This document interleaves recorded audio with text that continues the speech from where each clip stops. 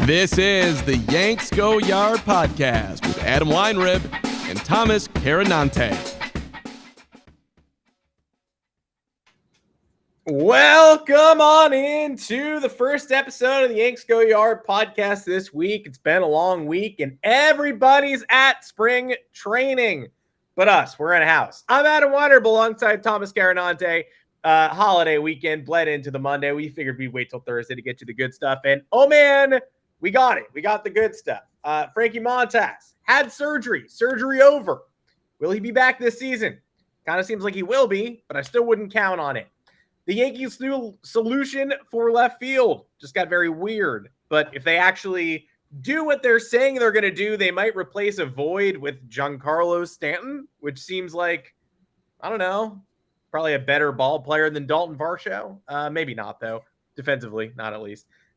Plus, Ben Rortvedt, the guy who doesn't exist. We got to talk about him. Anthony Volpe getting the pressure heaped on him this spring. And Paul O'Neill returning to the booth. All that and more on this episode, which you can find on Apple Podcasts, Google Podcasts, Spotify, truly wherever you get your podcasts. Drop us a 5-star review. Drop us those mailbag questions. We will be more than happy to answer them. You can also join us live on YouTube Mondays and Thursdays, 2 o'clock Eastern, every Monday, every Thursday, except for, again, the Monday that just happened. We didn't do it, but that's not our fault. They blame the presidents. And we might go live a few more times during the regular season if we gotta, if it lends itself to everybody going live. Well, obviously we'll be here. Thomas Carinante, welcome to the show.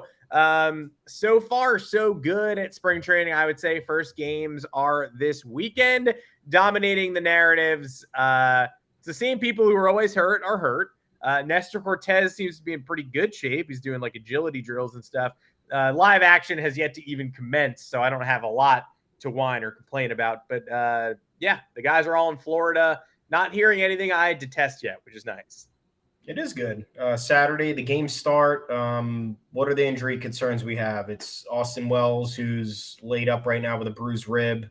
Ben Rortvedt, who we'll talk about at the back end of the podcast here. DJ LeMahieu's doing well, apparently. So can't really complain about any of that. We have no soft tissue injuries early on. Pretty positive. Further confirms that Nestor Cortez's hamstring issue was fake and they just didn't want him in the World Baseball Classic. Mm-hmm. Aaron Judge this week talked about why he foregoed the World Baseball Classic as well, focused on getting a championship in New York. Got to respect it. Is it a tad hardo? Yeah, maybe. I don't think you necessarily need spring training to ensure that you're going to win a championship. But hey, whatever anybody wants to do to focus and make sure that they're on track to do what they got to do this coming season, I'm going to support it. I can see the detracting arguments, though, and I'll quickly shut them down if you need me to. That's why I bring them up and then I smush them.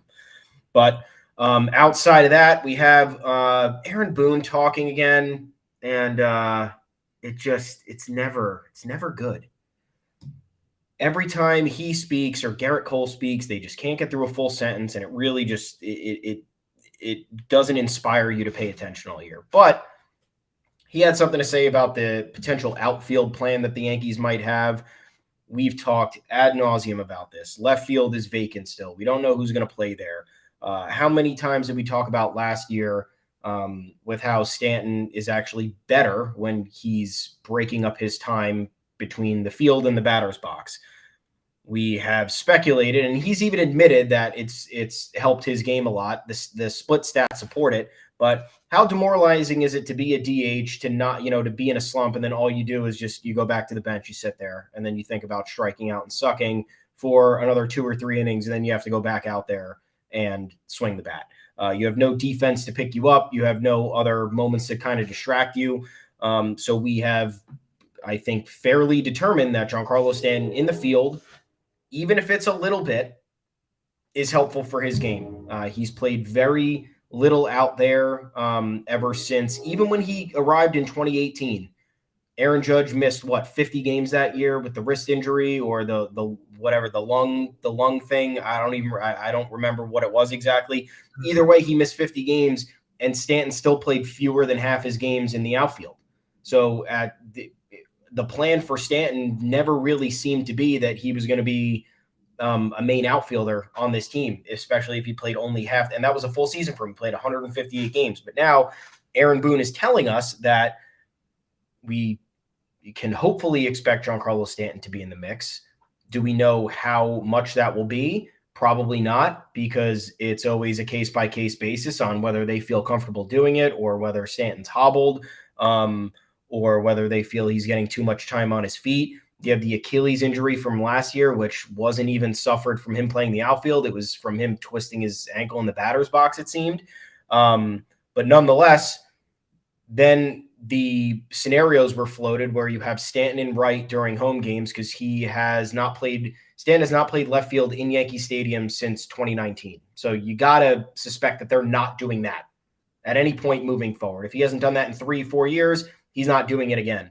And then there were scenarios floated where Judge would play left or Judge would play center and Bader would shift over to left. I don't know what it would look like on the road. I'm sure Stanton could get some left field reps on the road. We saw him get some in Houston last year. I would suspect it would be in more hitter-friendly parks where he has less room to roam, or balls are, I guess, getting tattooed into the gap. But what do you think about this? Do you believe any of it? Because I don't really believe it, and I don't want to get excited for it. I kind of just want somebody to step up and play left field. And if we have Stanton as the bonus, then let's go. That's great. No, I don't believe it. And it's also just too convenient to be like, remember how you guys said we all had this giant left field void this season? Well, actually, it's going to be Aaron Judge and Giancarlo Stanton in the outfield, while Gleyber Torres DHs and DJ LeMahieu plays second, and maybe he plays third, maybe Anthony Volpe plays second. Like, it's a crazy good lineup, and it's much better, obviously. The problem with Giancarlo Stanton is when he was acquired, they basically made the decision he's past his peak age for playing the outfield, and he's basically never going to do it again. If he was able to play the outfield, then yeah, the Yankees wouldn't have a left field void. They'd be able to hand the baton to Spencer Jones or Jason Dominguez in 2 years, move Stanton into a permanent DH role, and they'd have a superstar outfield with two gigantic men in both left and right, and be able to give Gleyber Torres some time off his feet, give DJ LeMahieu some time off his feet. It would be extremely helpful if the Yankees were able to do that.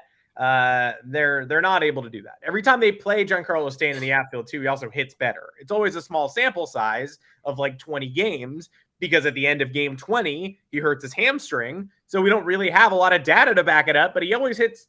I was just checking it out in like 2021, even in his stretches in the outfield, he's shooting 340 with pop. He played some games in the left, some in right, but again, never enough. It's like 12, 17, because at a certain point, he gets injured, or at a certain point, they want to play it safe. They don't want to do it again. He always makes cameos in the outfield, but I feel like entering this season, we are almost past the cameo phase, and now we've rejoined the cameo phase. But it's not going to happen more than once or twice, the big boy outfield, I would say.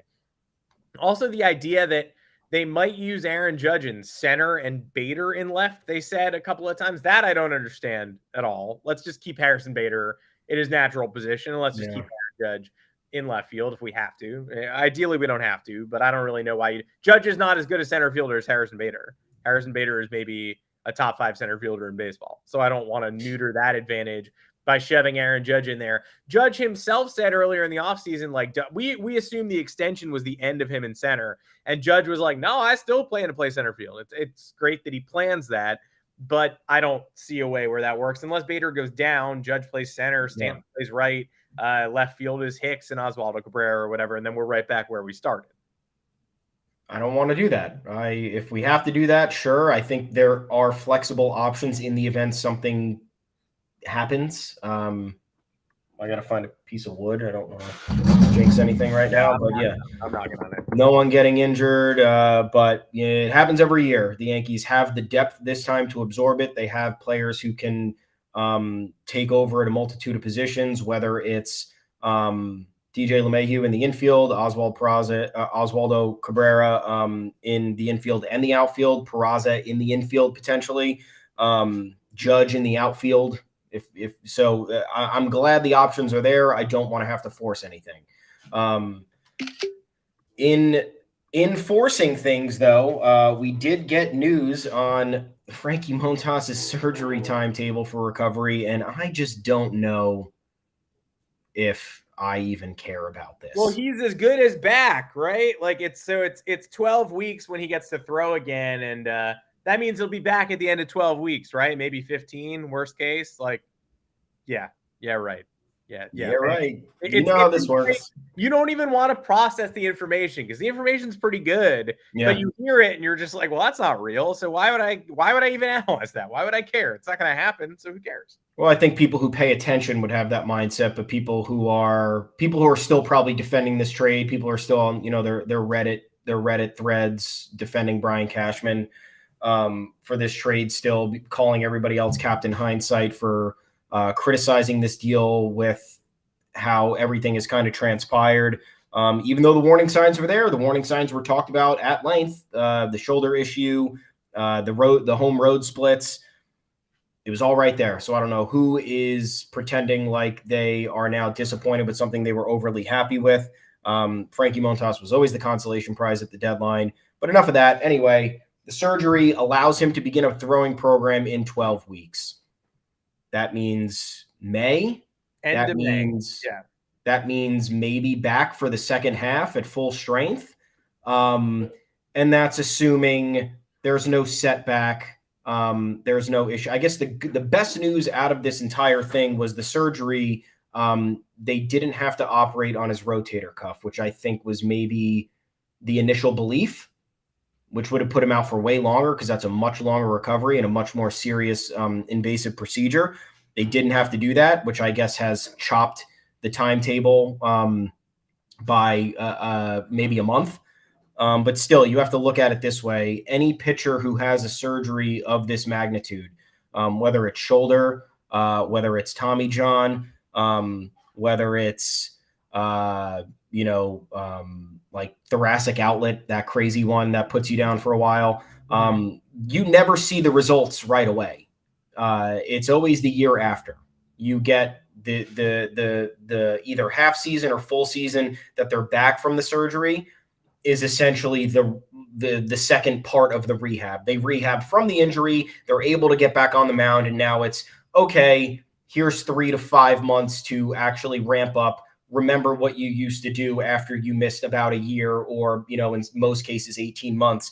And then we'll revisit things next year when you're fully healthy and have the requisite innings under your belt and have your arm strength built back up, your stamina and all that. So I still think it's overly optimistic, even if his timetable is fully healthy and ready to pitch by the second half, to think that he's going to be a worthwhile contributor. I think at best, he slots into the back end of the rotation, can eat some innings, can take some pressure off the bullpen. By September, maybe he's getting into the 5-6 inning range consistently. I think it's wishful thinking to expect him to be contributing in the postseason in a big way, but we've been wrong before. Happy to be wrong about this. That would be great. But to sit here and be overly optimistic after everything up until this point has gone in the complete opposite direction would be crazy, as Aaron Boone would say.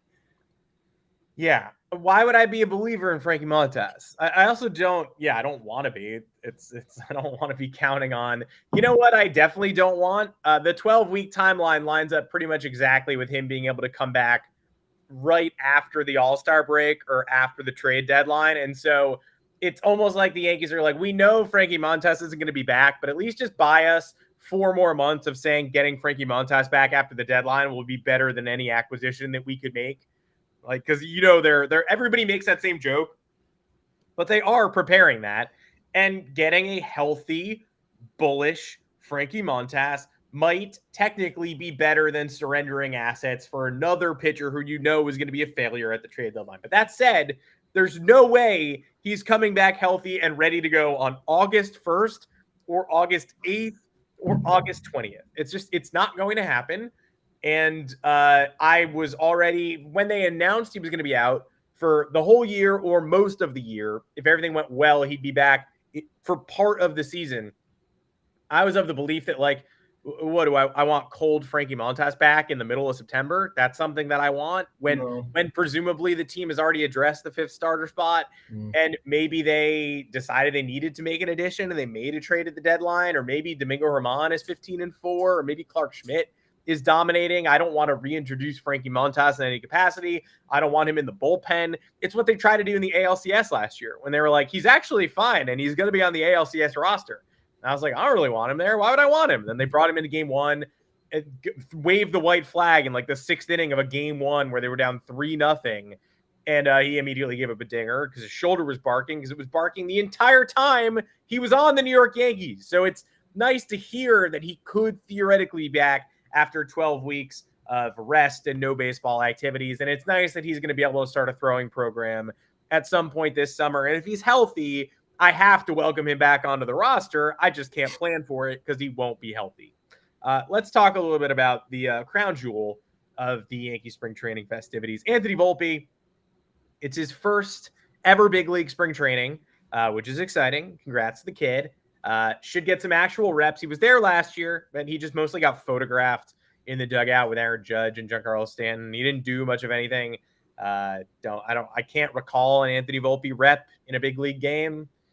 Definitely didn't start one. Probably got a couple ABs in the 7th, 8th, or 9th inning. Right behind that guy who didn't wear batting gloves. Remember him? Armando Alvarez. He's somewhere else. I mean, the Yankees have all these guys. There was a guy named like Mindy at some point that used to play this 7th, 8th, and 9th inning for the Yankees in spring training. I don't know where any of them are, but they were not major league players, and that's where Anthony Volpe was mostly getting his reps last year. This year, it's the real thing. Now, he's not going to make the roster out of spring training. We're all pretty much aligned on that, unless absolutely absurd things happen. If Oswald Peraza gets hurt, maybe he does. But probably not, because we know how prospects work. We know the Yankees treat people, but they're going to give him a chance. That's why it strikes me as so strange. So they're giving him a chance, but not really. It's mostly a showcase. Yeah. He's not going to be starting on opening day. In that case, why is the team starting him at short on occasion, playing him at second a lot, which is where he'll probably contribute if he does get called up at some point this year, and then also getting him reps at third, which is a position I don't really have interest in him playing. I don't have interest in him learning a new position. Second is short to second. I mean, he has to have been prepared for that already, but third base is a different animal. The Yankees are reticent to even move Josh Donaldson away from third base, so much so that Aaron Boone said this week, if you don't believe in a Josh Donaldson offensive bounce back, you're crazy. You're absolutely crazy. Oh yeah, if you don't believe in Josh Donaldson after a year where all the metrics regressed and the performance was bad, then you're the one who's crazy. Obviously, they're trying to gas him up. They would love somebody to eat some of that money in a trade. It's not going to happen. And so until then, we still have Aaron Boone calling us crazy for not believing in Josh Donaldson. But that's his job. Third base is DJ LeMahieu's job. If Donaldson falters, I don't think there's a world where Anthony Volpe takes that spot unless they trade Glaber and put LeMahieu there and Donaldson at third, and then Donaldson struggles, and so they bring up Volpe. But in that case, you move LeMahieu to third and Volpe to second. It's clearly too much information going on in my brain. So wouldn't you think it'd be too much information for Anthony Volpe, who's already got a lot on his plate right now, to be learning an entirely new position? Yeah, I was thinking about that. The first thought that came into my head was, oh, they're planning for a Donaldson exit. And that gave me some optimism, because why else would you try Anthony Volpe at third base when you don't need to? Because you have DJ LeMahieu able to play there. And you don't really need any solutions at the other positions because you have IKF. And then in the event Volpe comes up, you have somebody who could fill in both middle infield spots as well. My problem with this now, after kind of remembering everything about Anthony Volpe, because we've gotten swept up in the incredible rebound that he had from June until September of this year. However, I thought a big reason for him or for the Yankees being a little bit hesitant with him, or at least exercising any amount of restraint, was his defensive shortcomings to an extent. He makes a decent amount of errors. I'm not saying he's a bad fielder, but I think there is a little bit of a concern there, just for MLB readiness purposes. Do I doubt Anthony Volpe? Absolutely not. But you're in the minor leagues for a reason. You're there to burnish your skills, and everything in between. And while there are some, his average dipped this year after, hopping up the level, which I don't think is a big deal, but some scouts or, other talent evaluators might think so. You look at his fielding percentage at shortstop across all three levels of the minors, it's a 96.2%. It's certainly not bad, but you probably want to be in the 98 range, right? I mean, if we're looking at people who are fielding at the most important position on the diamond, I don't, and look, correct me if I'm wrong. I don't know. I look at numbers based on, the medians and the consistency of the better players in the game. I'm not sure 33 errors in 245 games at short. Does that give you confidence if you're the Yankees? And then are you willing to just start testing him out at different positions if he hasn't entirely mastered the main one that you want him to play? So that's kind of my reservation with it. I think he'll be fine. I think he's super athletic. I think he's certainly up for the challenge. Look, he's already overwhelmed, or if he's not, it already is what it is. He's coming up the pipeline to be the shortstop of the future for the New York Yankees. I think that is enough, and that's everything. That you already have hit maximum capacity in terms of pressure, expectations, weight on your shoulders, whatever it is. So is adding this extra position going to put him over the edge? I don't necessarily think so. But on the other hand, I'm not sure this is entirely necessary, because you want him to be a middle infielder. If I think you have a tougher kind of long-term outlook at second base, assuming Gleyber Torres probably isn't here after this season, or even by the middle of this season, that you'd probably rather prepare for than getting Anthony Volpe reps at third.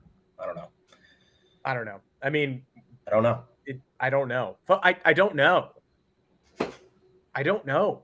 I don't do this. This is not my job. My job is not to tell Anthony Volpe where to play, unfortunately. I default, though, to the Yankees fucked it up, right? Yeah, of course. I'm never I'm not willing to sit and wait and be like, yeah, no, I agree. Like, it's probably a good idea for him to get extra reps at third. And it'll probably help him in the long run, because the Yankees do such a great job developing their top prospects that hey, whatever their instincts are is probably accurate. No, I can't think that way, because I don't think that way. Anthony Volpe's answering all the questions with all the right answers. He's saying, what position do you want to play? I just want to help this team win. Great. That's what Oswaldo Cabrera said too, but he's a utility guy and you're a shortstop. So maybe Volpe should have said, no, I'm only playing fucking shortstop. No, I want to play the position that I've always played, and I'm now coming up from the minors to play. And he said he did give them a little hint. They said, what players are you looking forward to learning from? And he said, Willie Randolph. That's a shortstop. That's a captain. It's a weird pick, because I guess Jeter's not there and Reggie Jackson's not there because he's at Astros camp.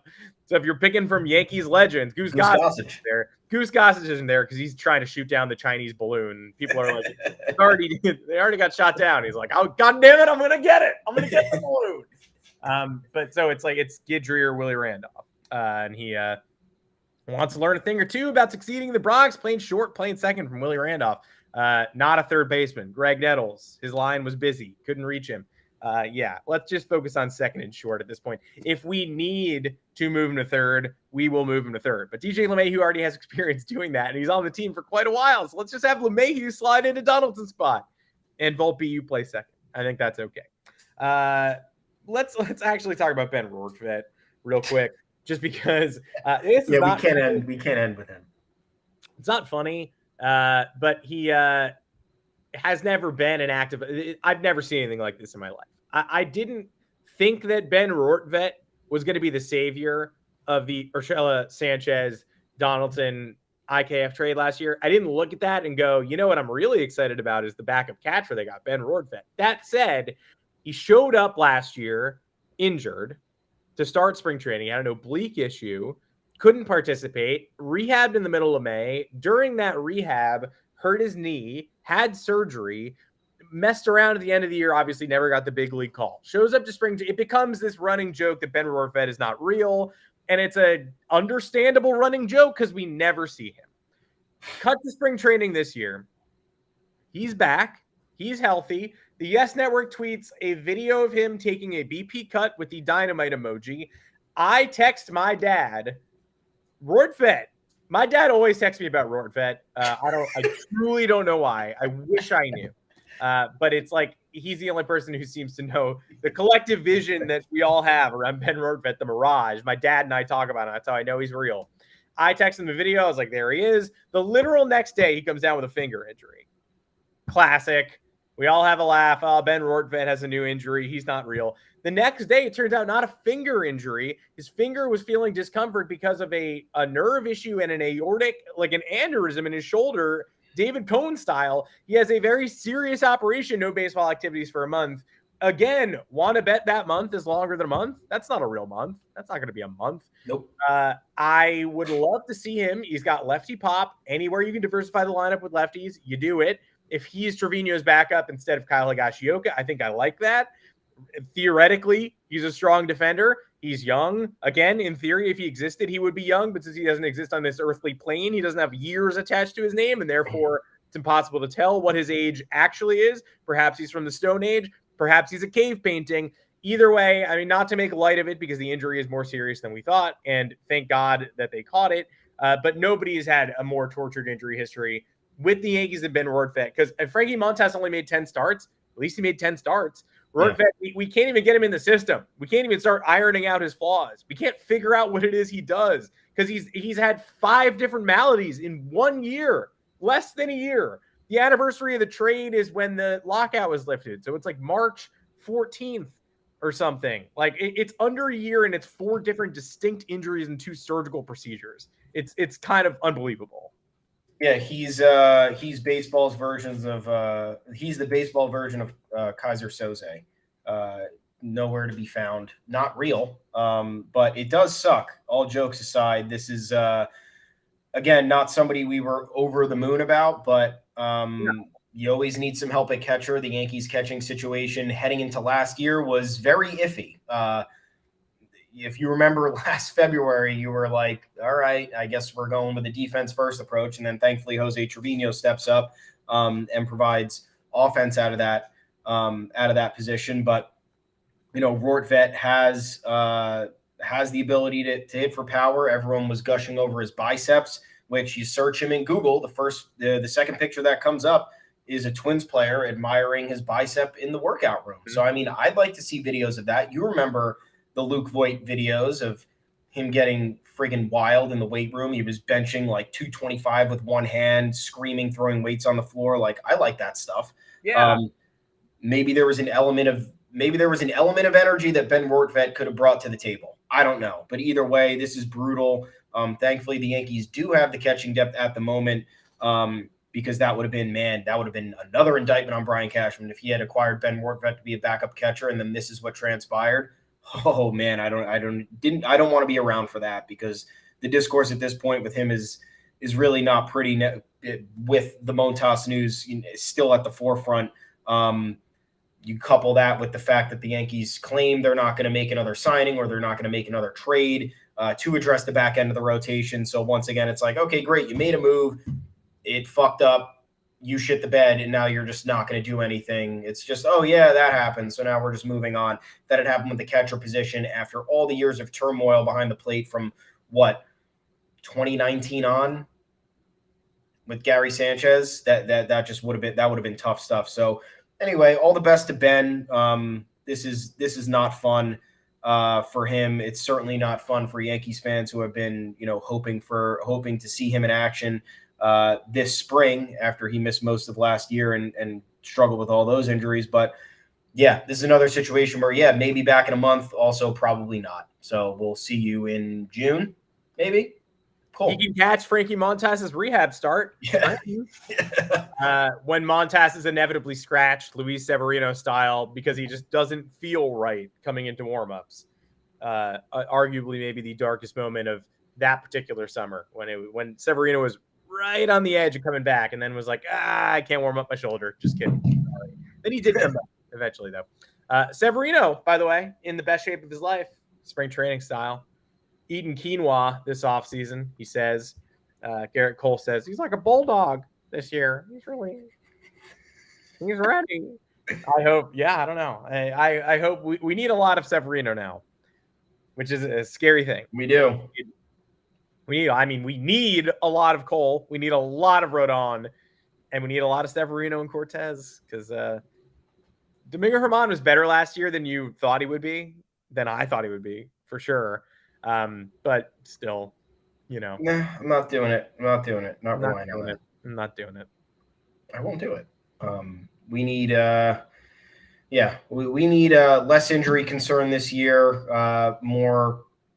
I just don't want to have to deal with depth options all over. We're already going to have depth issues with, I guess, the bullpen. Still kind of don't know who's going to emerge there. You have some guys in there that could, but not totally guaranteed. We're going to have to use our positional depth. That is a given every year. Having to dig into the depth for starting pitching is always a rough one. Really, really don't want that. How about the depth in the booth, bro? How about it? Serious depth in the booth. Paul O'Neill is back per a report. It's not fully confirmed yet. Newsday reported this with a bit of information that the Yes Network had relaxed its vaccine mandate. And man, I was laughing at the New York Post headline. I just thought it was so funny that they framed it as Paul O'Neill back in the booth after vaccine standoff. And as I wrote in that article, all I could picture was Hal Steinbrenner standing there with a syringe trying to poke Paul O'Neill with the vaccine. Paul, we need you back in the booth. Mm-hmm. Paul standing there with a bat, just, no, I won't do it, sir. It's not happening. I'm going to go back to Ohio. I'm going to do this from the green screen, and you're going to like it. And then everyone said, yep, sure. And yeah, that's the thing. And then they're like, great. Yeah, that could work. Yeah, great. It worked out. But, yeah, and look, forget about the politics around this shit because you don't want to discuss it. It's just the consistency with whatever it is with the vaccine. So Paul O'Neill can't be in the booth, but can attend his number retirement ceremony with people on the field, but can't come into contact with any of the players on the roster, and also can't come into contact with anybody that works for Yes or whatever it was. It was either people in the booth or people in the organization, but visiting players can still come unvaccinated, come into contact with players. I'm assuming visiting broadcasters can come in and broadcast the games for me. I mean, I don't know if that's a fact, but to my knowledge, I don't know if every single major league organization has a vaccine mandate for the broadcast team. I could totally be wrong. But either way, you have the whole player argument, which has been inconsistent this entire time. And it just gets exhausting. You don't want to talk in circles about this. You don't even want to talk about it at all. You just want everything to be fine. But that's unfortunately not life. Either way, just very glad Paul O'Neill is back. So you can hang out with his boys in the booth. The product will obviously improve with him in the booth, as we've seen over the last couple of years with remote broadcasts. When the entire team is remote, it's not fun to watch. It's not fun to listen to.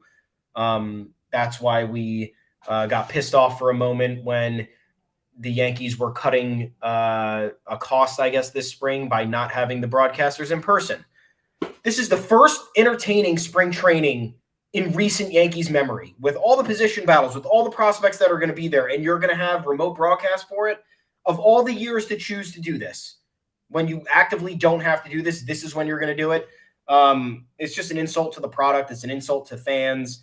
How much money are you saving doing this? Really, I would love to know. A couple $100,000, if that. I don't know the numbers, but it's certainly a drop in the bucket for an organization that is worth as much as the Yankees are worth.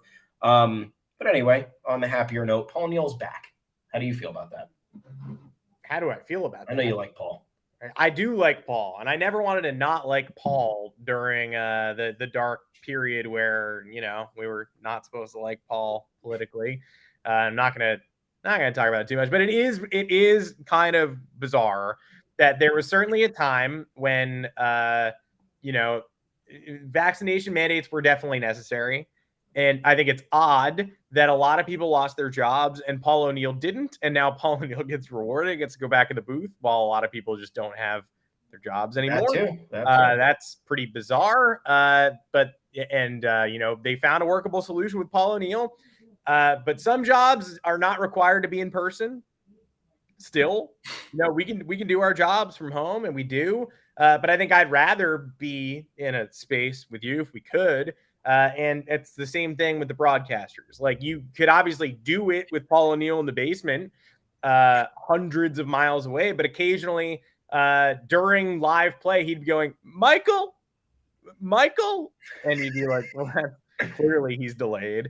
Or he would lose the feed and he'd be like, all right, goodbye for a while. And he'd be like, well, it sure would be easier if he was looking at the sport that everybody was playing on the field.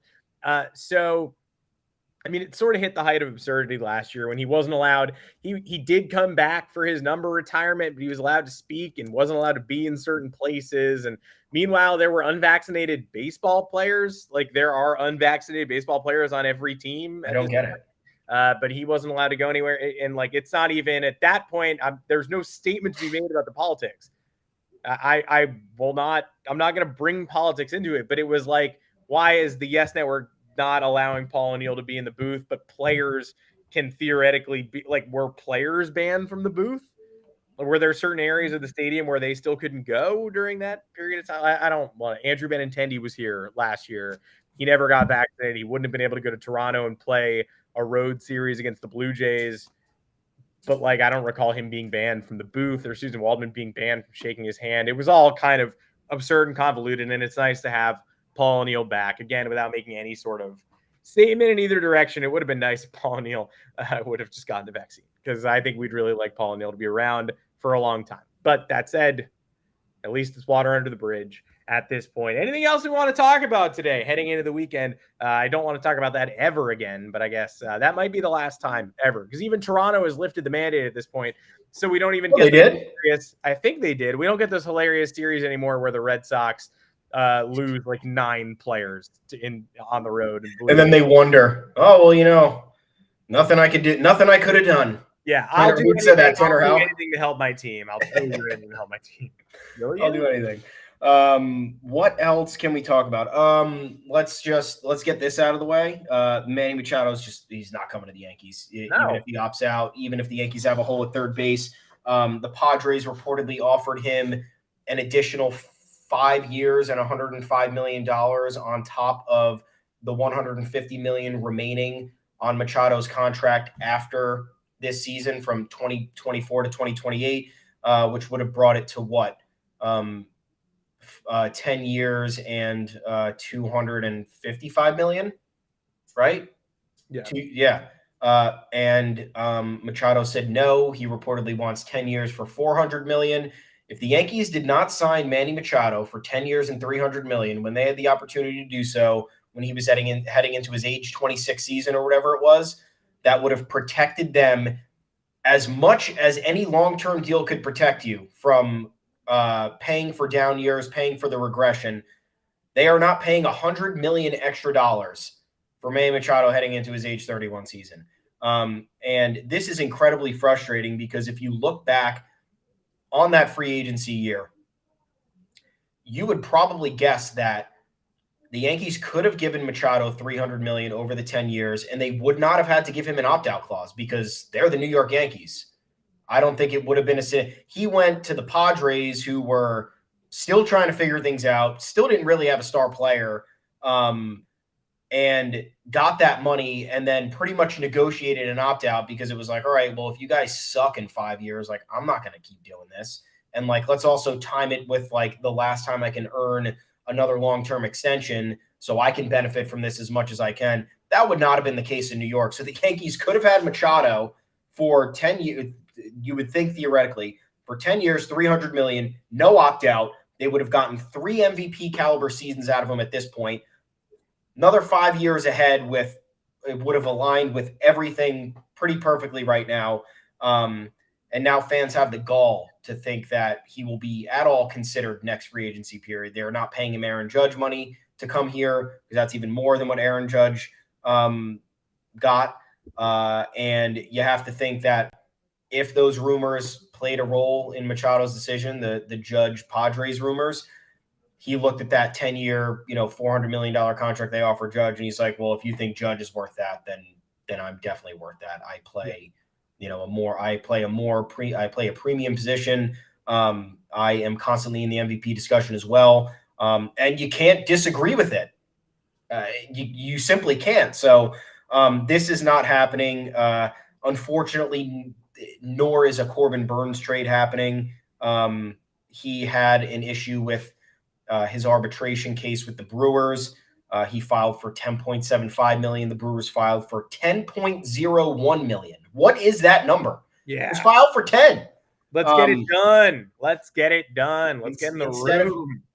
Instead of meeting in the middle, or instead of just giving Burns the extra $750,000 or whatever it was, the Brewers won the arbitration case. I don't know how they won it, but they did. He expressed frustration that has gotten everybody in every corner of every fan base talking about, oh, can my team trade for Corbin Burns? Sure, it could, but he's got another year of control. You look at the Luis Castillo package from last year's deadline, which the Brewers are undoubtedly going to use as a mere framework for this deal, because Corbin Burns is way better than Luis Castillo, just in terms of resume over the last 3 years. I don't know if the Yankees have the necessary assets to offer here. It would be pretty cool if they could make it happen. The Brewers will be fetching the highest possible package in these talks, as all these other teams have done. The Nationals did it with Soto. The Reds did it with Castillo. We can go on and on, but unless Brian Cashman does a 180 on his philosophy with, making aggressive, non-calculated, non-strategic trades, this isn't happening either. So just picture the Yankees moving forward without Manny Machado and Corbin Burns, and your life will be a lot more enjoyable. Yeah, how about that? The only other thing I want to mention is arbitration related. Ryan Thompson of the Rays opened the door a little bit to the arbitration process. And I don't like Ryan Thompson of the Rays. He's one of many Rays relievers who refused to wear Pride Night gear last year. So it's really a shame he was denied the extra $200,000 that he would have used on donating anti-LGBT charities. But he wrote a long thread. It's also worth saying that Ryan Thompson's background, like his banner image on his Twitter account, it's not a shocker that no one's ever seen any of this before, because no one really knows the Rays middle relievers. The Rays go out of their way so that you don't know the Rays middle relievers. But Ryan Thompson's Twitter banner is a digital rendering of an outdoor Rays stadium in Tampa. So clearly dissatisfied with the organization in more ways than one, stuck at the Trop. He tweeted a long thread about what the Rays did to him in arbitration. And he lost his case. This is long. I'm trying to get to the highlights. He lost his case. He detailed all the things that he had to do. He lost $200K, made $1 million. He was aiming for 1.2 something. The most important things are that it's important to remember this is a real process. It's not just like a magical computer that spits out a different contract and it's like, you are worth, like arbitration. It gets mean. The people in the room, it scream and devalue players. And then impartial arbitrators have to listen to that and be like, very interesting. Who made a better case? While there's all sorts of vitriol going on. Ryan Thompson made it clear the arbitrator, the people deciding this didn't really know baseball. He was like, I really hoped that they would have a rudimentary understanding of stats and they could just have a conversation about who I am and what I'm worth. They didn't know what we were talking about. The Rays scared these arbitrators by using stats like meltdowns, which is a Fangraphs stat, which is pretty misleading and just indicates a certain threshold of runs allowed, blah, blah, blah. But obviously meltdown sounds very scary when you hear it and you don't know much about baseball. It's also, you and I know that's not a stat that's really used very often, but the impersonal arbitrators are like, ooh, meltdown, spooky. That's bad that he had all those meltdowns. They also use blown saves, which we all know doesn't really apply for a middle reliever. A middle reliever might blow, it doesn't, I don't know. That's like a blown save has very little to do with Ryan Thompson's job. So I'm sure he blew a couple of saves, but that's not the same as coming into the ninth inning and fucking it up. They discredited holds and leverage while targeting him on blown saves, lack of left-handed usage, and meltdowns, which comes directly from Fangraphs. Quote from Ryan Thompson, the use of buzzwords by the team without a doubt swayed the arbitrators. Blown saves, meltdowns, and protected from left-handed hitters created a bias. Brilliant. Meltdowns is not an official MLB stat. I've never heard of it. Maybe never will again. We could have scoured the web for positive terminology, but stuck to the criteria. His career batting average against is 214 against lefties. His lack of usage against lefties, which is as high as Jalen Beeks, by the way, isn't from a lack of quality, but via team projections. So the Rays use their internal projections to limit the usage of a pitcher against left-handers. And then when it came time to pay him an extra $200,000, said you get your use limited against left-handers because they did that. So they took something off Ryan Thompson's plate. They didn't give him a chance to do it. They said our metrics say you can't do it, so you're not going to do it. And when it came time to have a face-to-face discussion, they were like, well, you don't do this. So, but it was their choice for him to not do this. So remember, the Rays are cheap, and remember, the process is weird. And remember, of course, cheap teams like the Rays use the process brutally in comparison to the way other teams use it. Yeah, wage suppression. We've talked about this a lot. One last thing, because how could we forget this? And I love ending the podcast on a positive note. I love telling everybody to suck it, DX style. Carlos Rodon talked to the media again at spring training. And this is for all the people who really overreacted when the Yankees booed the team during the ALCS, specifically a moment where Aaron Judge struck out and he heard the boos as a result. The Yankees got swept by the Astros in the ALCS. It was yet another embarrassing end to a season in which they had gotten punked by their rivals. And everybody was like, great. All the people who hated the Yankees said, oh, well, Judge isn't coming back now. Anthony Rizzo, why would he come back? There's no reason for these guys to come back. They don't have to be mistreated by fans, and they can enjoy playing somewhere else. Not only did both of them re-sign, the Yankees managed to get Carlos Rodon under contract for 6 years and $162 million, which I think was a pretty good deal, all things considered.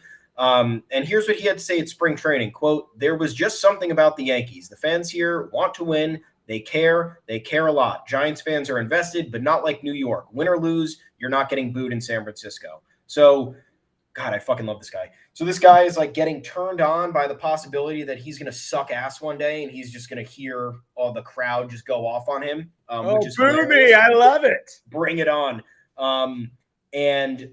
Either way, that's the funny aspect of it. But on a more serious note, there is still a sect of players, and I still think it's a very small minority. It might be like maybe upwards of 20% of players who value playing for a team whose fan base is rabid, who's invested in every single moment of the season, invested in every transaction, invested in a random fifth inning in fucking August against the Oakland A's when nobody should theoretically care, because it raises the stakes. It gives you an opportunity to reach legend status if you were to achieve the ultimate goal.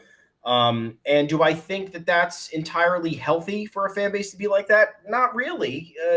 I like it. But at the same time, we've seen this shit go off the rails where fans don't even know what they're saying and they're just losing their minds because they're sick of losing, or they're sick of, the playoff utility or whatever it is. And look, at the end of the day, Yankees fans are blessed. Team has a long streak of winning records. They have the most world championships of any team in any sport. And times have been a little bit tough by, again, their standards. The standards here are different. Sorry that it's been that way, but that's just what it is. When you have the most money, when you're able to attract free agents, when you're in the biggest market in the world, and this is kind of the reality for you. But after seeing that and hearing that, it's just refreshing to know that, yes, there are people who can't handle New York. Yes, there are people who will criticize New York for the unforgiving nature of it all, but there are still people who kind of appreciate it and can see the good in it, because what is better at the end of the day than a fan base that actually pays attention and cares and knows exactly what's going on?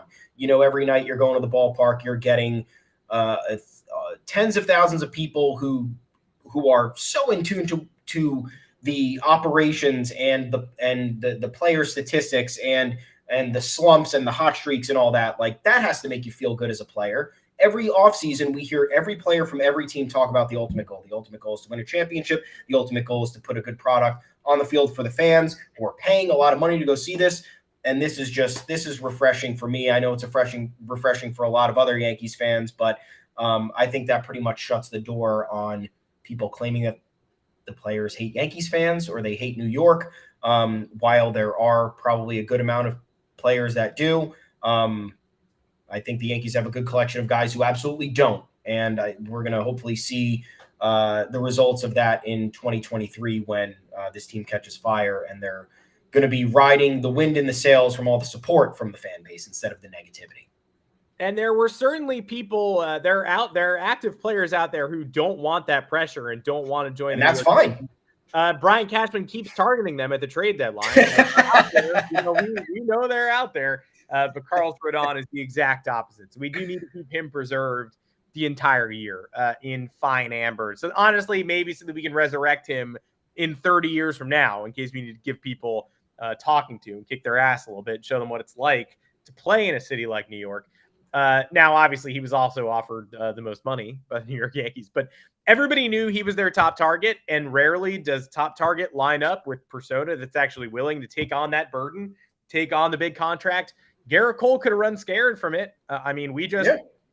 We have a piece. He's the same thing. I mean, he's not quite the alpha that Rodon is, but he always wanted to be a Yankee. He came here. He knows what the expectations are. So does Carlos Rodon. We did a piece coming out this weekend, next week probably. Stay tuned for a little bit about like the free agency near misses that change Yankees history.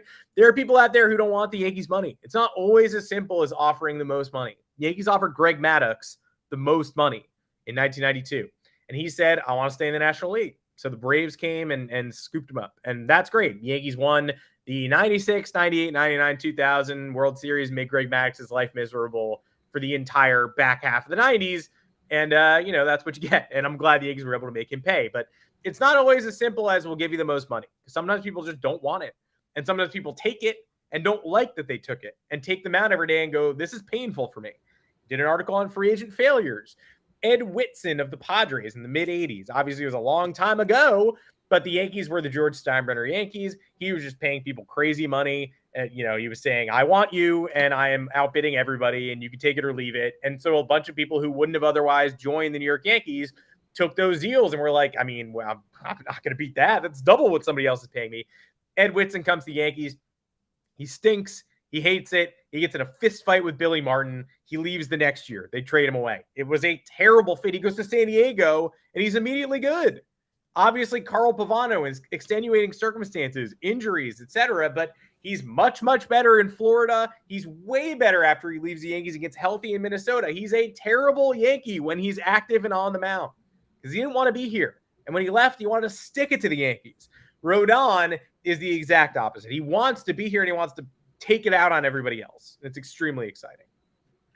It is. And that's all we can ask for. We want excitement. We want to feel good about what's happening. We want to know that the players who are on this roster want to be here and they understand what the stakes are and what the consequences are if you perform poorly.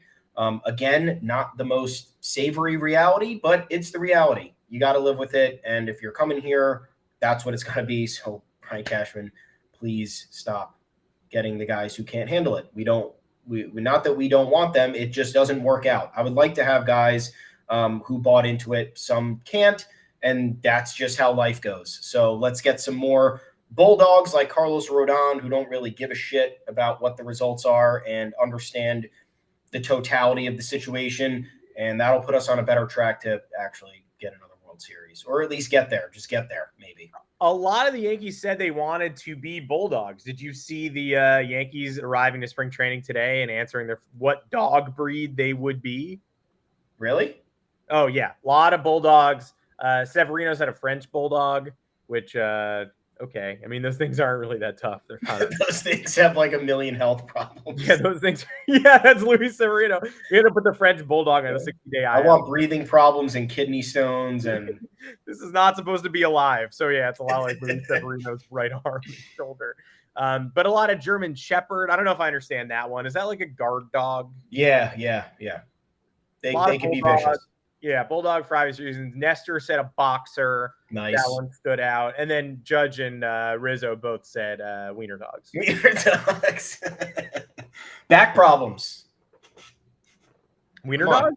It fits. Wiener dogs, yeah. They have the long base and they have back problems because the the long torso, it's hard for them to support their back. They physically make very little sense. How did we do that? How do we make these dogs? How do we keep making these dogs? I don't know.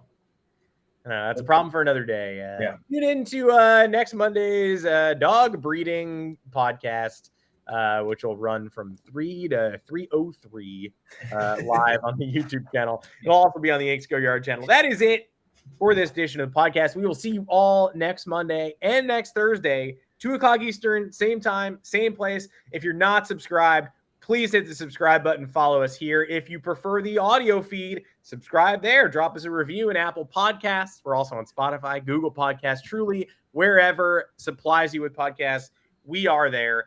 But give us the 5 stars. Give us a review if you feel like it. Put a question in there. We're happy to answer it.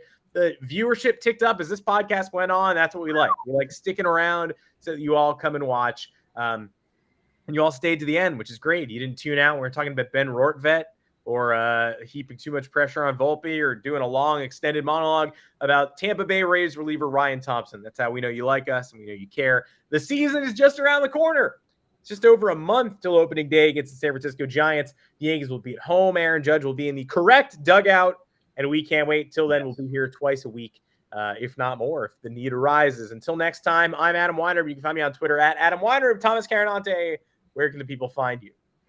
I'm at Tommy's_takes. Head on over there. Tell me how cool my hat is. I just bought this hat. I love this hat. Feeling good about it. You'll love a good purchase. So buy some gear, buy some baseball cards. We're doing that too. Head on over to the official Yanks Go Yard Twitter account as well. You can find both of us there. It's at Yanks Go Yard FS. You can catch both of our bylines at yanksgoyard.com. We're churning out the content. Got a lot of stuff coming out over the next few days, especially over the weekend. Some good long lists to keep us entertained before the season starts. But happy spring training. First game is on Saturday. We'll see what happens, and we'll see how the position battles start to heat up. And we'll update you next on Monday. So have a good weekend and enjoy baseball. Yeah, let's get some fake spring training dubs this weekend. How about that? We'll see you on Monday.